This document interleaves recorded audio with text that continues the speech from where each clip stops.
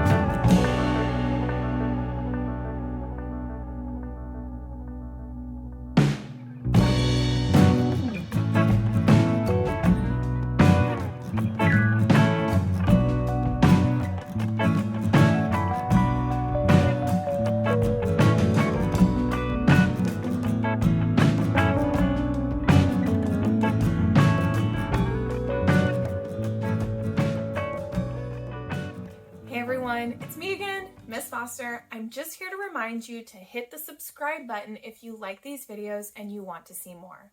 I also want to remind you that these videos are created in partnership with Painting Pandas, which is an awesome nonprofit organization here in Austin, Texas that provides free art instruction and free art supplies to any kid who needs them.